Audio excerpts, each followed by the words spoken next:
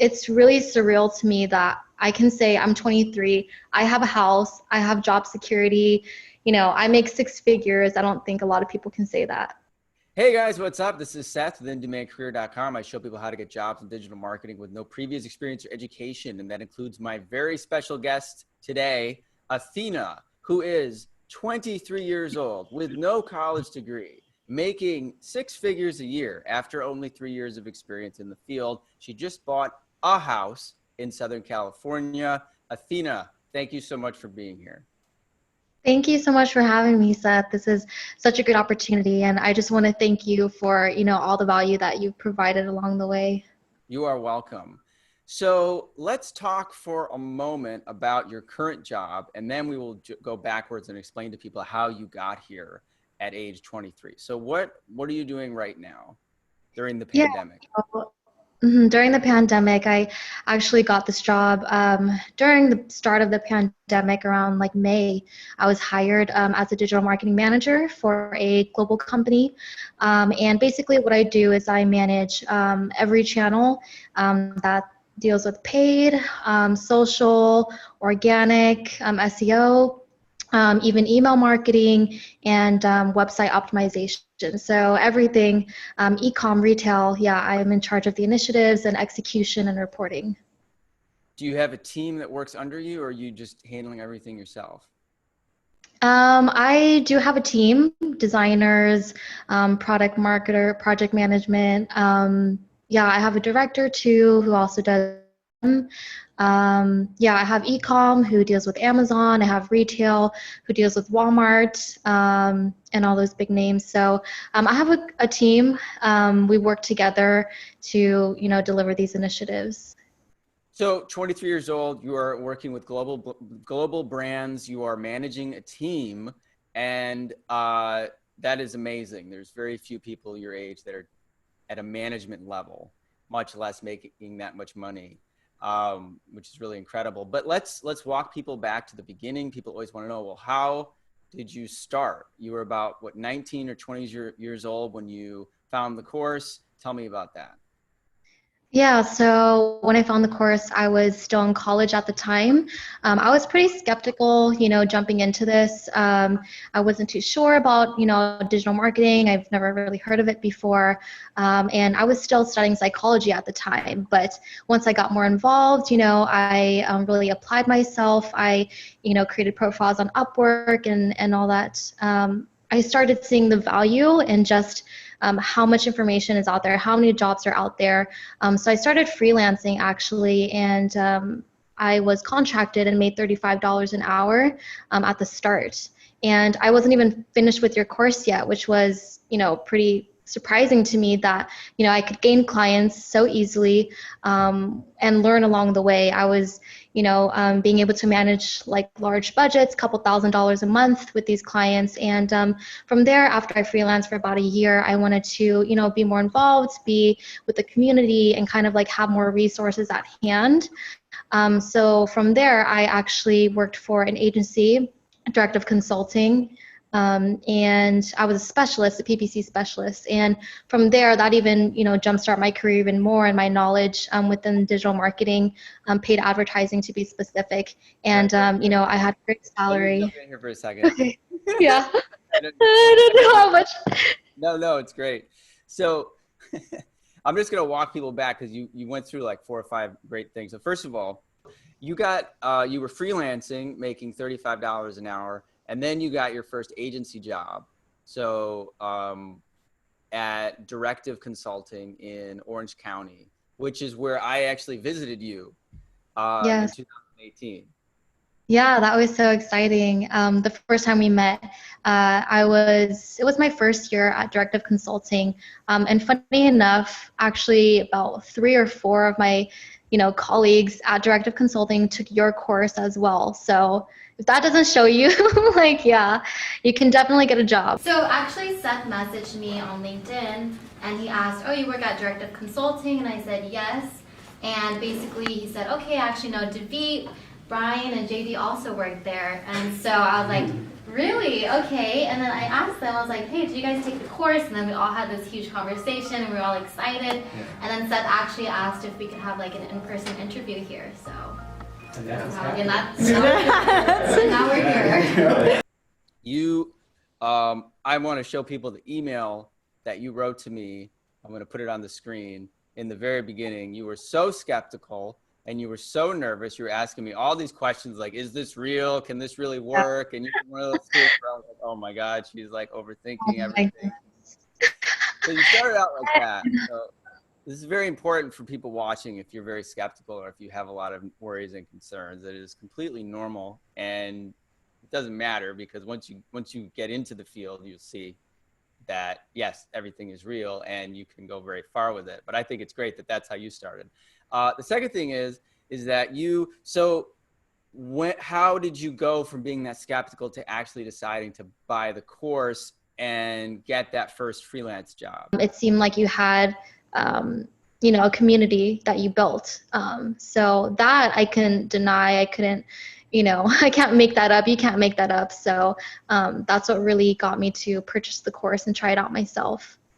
And once you purchased the course and you're in it, how did you get that first client? Yeah, so how I got my first client was as I was taking the course. I took it a couple of times, but probably within the second time, I was a little bit more confident with, the terminology and all that stuff. So you actually recommended to, create a freelance profile on Upwork. You mentioned Upwork and a few other sites. So once I created my profile, I just started applying to jobs. There were a lot of, employers on Upwork looking for like contract or like hourly workers. So I decided to do that, and I actually got a few responses back. It was very seamless, and I just set my hourly rate and I just started working right away. That's amazing. So how did you then transition from doing freelance work into getting your first agency job? So within, transitioning from freelance to an agency job, I basically used your tools. You had kind of like a campaign outline, a campaign structure. That was really beneficial because I basically audited, their entire website or multiple companies' website that I was applying for. And I actually set the structure, how I would create campaigns for them. I even did like an SEO audit. And then I also used your templates for, how to reach out. And even, I think it was, you gave some sort of structure for Indeed and how, your applications and stuff like that. So yeah, I used all your tools and they were. Yeah, I show you. I'm just curious. We talk about like what was going on in your life at the time, though. You're a college student, and as you got the freelance work and everything, did you end up staying in college? Actually, I decided to drop out of college within, that time that I was studying your course. I did it a little bit early, but I wanted to fully focus on your course and educating myself. I treated it, as if it was a full-time job in itself. I think that's what really helped me excel really quickly.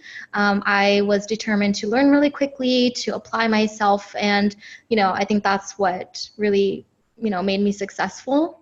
And so I did drop out within the first 3 months of taking the course. And that gave me a lot of time to like hone in on all that you were teaching me. That's great. And so what did your family or friends think of you dropping out of college? Oh my God. If my mom is watching this, I'm sorry. No, I'm just kidding. So I do come from a family that has educational background like UCLA, Santa Barbara, all those top schools. And so going, just dropping out of community college, all of my entire family was judging me, saying like, you need to go to school. How are you going to make it? Use this as like a default, all those traditional thinkings. And, I really went outside the box here. I really did the I don't know. I took a leap of faith. I trusted you and I trusted the skills that I had. And I just looked at the market and it was all there and it, worked out for me. But How did yeah, it was definitely a challenge. how did you and what's your background? May I ask you? Yes, I'm Vietnamese. I'm a Vietnamese Oh, you're American. Vietnamese. Oh wow. Yeah. My girlfriend here is Vietnamese. Really? Oh, wow. Are I you didn't 100% know. Vietnamese? I'm 100% Vietnamese, yeah, but born in California, Oh, obviously. fascinating. Yeah. Yeah, Um, last name Yam. Yeah. yeah. But I never put that together. That's really interesting. So, but Asian culture and everything, how did you deal with that disapproval? A lot of students that contact me, are like, my parents are making me do this. I can't do this. I don't have a choice. How did you deal with the disapproval? yeah, for me, in my experience, my family was a little bit more, or my mom is more accepting. However, for the rest of my family, it was more of, we're gonna keep telling you that you're not gonna make it, or it's gonna be hard, or you should still go to college, until they saw that I actually got the job, I got the salary, I was doing it for quite a while, and then they finally thought, okay, like they accepted my job and like what I was doing, and that school wasn't for me. I just, school's not for everyone. So, if you're really contemplating, should I go to school during this, or should I just, quit and focus? I think, only you know the best answer. But I think doing both, you can find a balance and see where, if you're even interested in the industry. But it's definitely, you should shoot your shot, like take your chance. Yeah. Absolutely, guys. Yeah, school, I mean, we can do a whole other video about this, but this is exactly what I am so excited by. When someone bright and driven like you skips college, you get so much further ahead of the people wasting their time. And like you said, it's not for everyone. And a lot of you guys watching this, if you're having those struggles with your parents or your family, unfortunately, this has been the thing. I would say, unfortunately and fortunately, what usually happens is people take the course, they get the skills, they get a freelance gig or a job, and then the family leaves them alone. So you're kind of in like a reality competition with yourself, which is like, okay, I'm not going to give in to the pressure to, waste my time and waste my money in school. I'm going to get these marketable skills. And then it's like on you to prove them wrong. But that's But what this industry is about, like you learn and you do and you show your results. It's all results based. tell us what it was like working at Directive, and then kind of your journey going from Directive to this new position. And also, how much were you making at Directive? So at Directive, I was making 50,000 a year salary, and that's above average, medium wage for this industry. So I was very lucky and impressed that I could, get that. And yeah, basically what I learned from Directive set me, gave me the skills as well for this new digital marketing manager role. And Directive Consulting is special because it is a B2B marketing agency, so it's a whole new field. But I was handling about 6 to 8 accounts at one time, managing thousands of dollars for each client, even like hundreds of thousands of dollars. And it was just a great opportunity, and I had so much growth there to learn not only paid advertising, but just the foundation of SEO, website optimizations, conversion rate optimization, user experience, all that stuff, and definitely honing in on my paid advertising skills.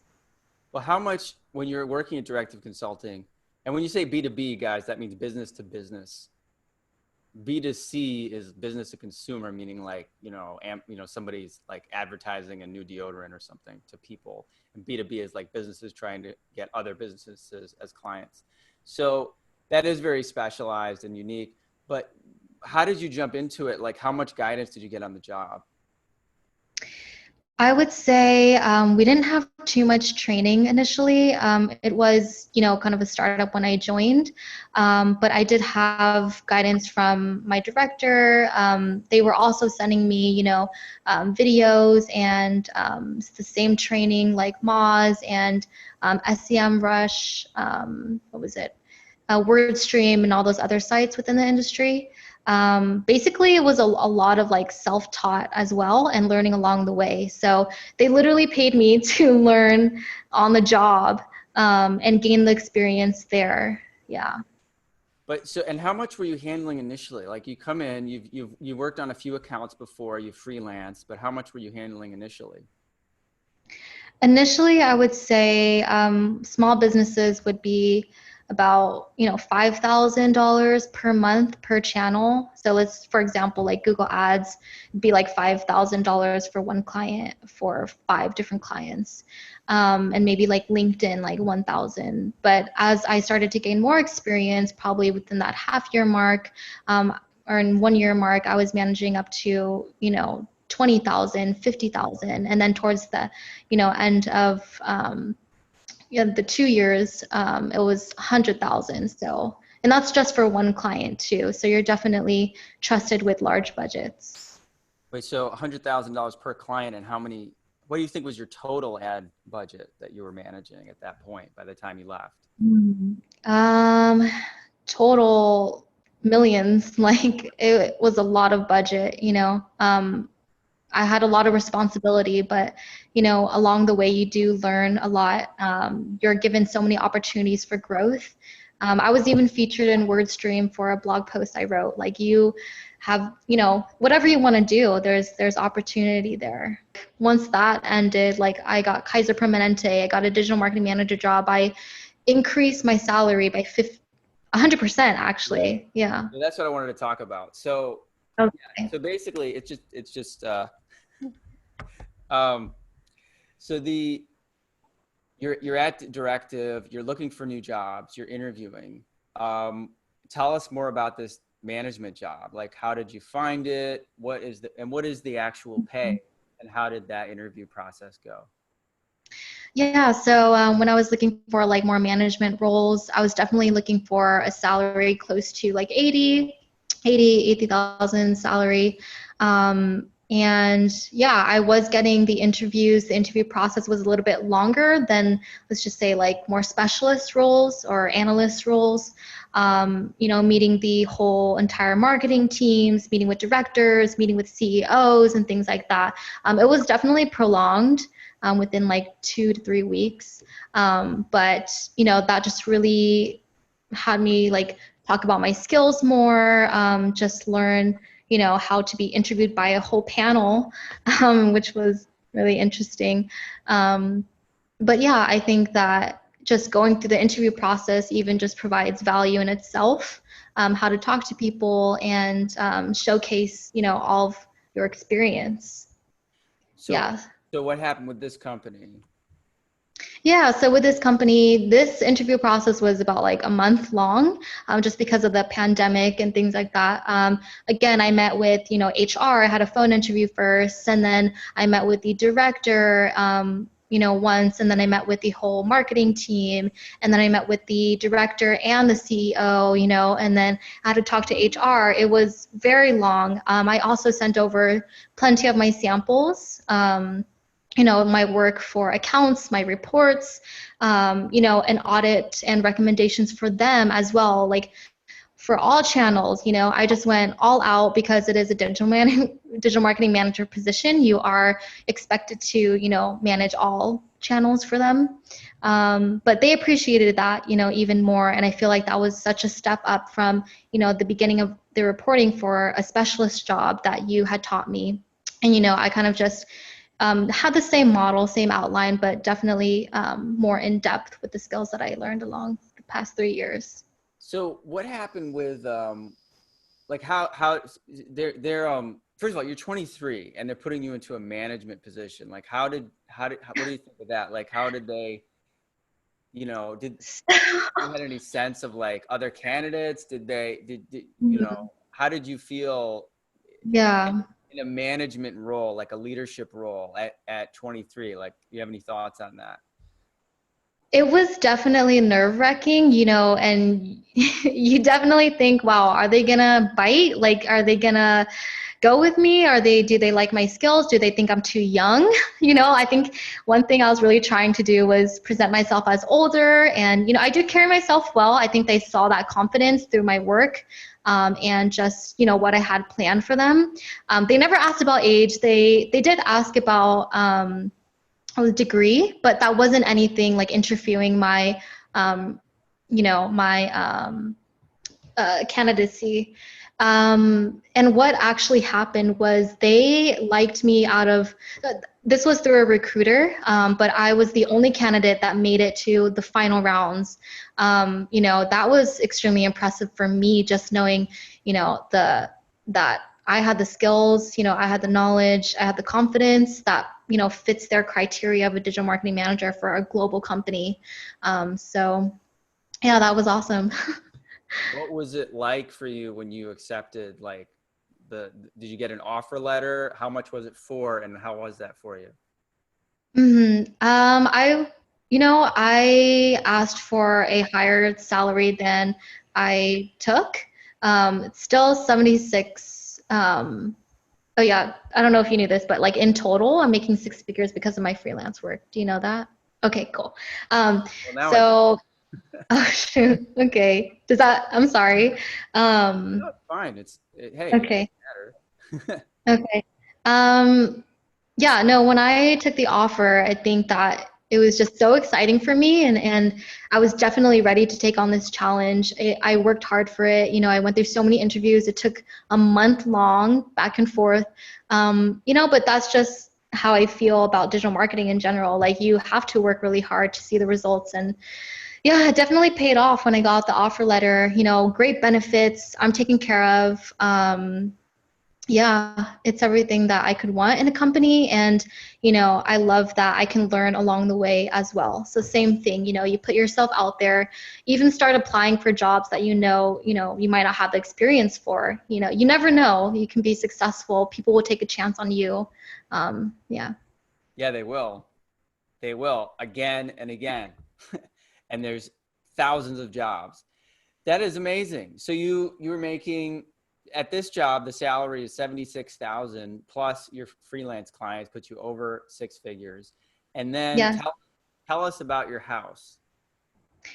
Yeah, so okay, I had really ambitious goals.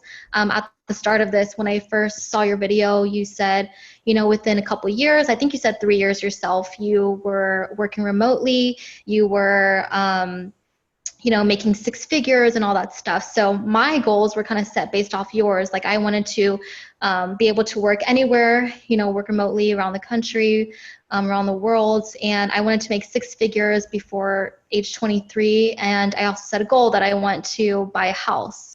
And I was able to achieve all of those within, the past 3 years. Before 23, I just made it.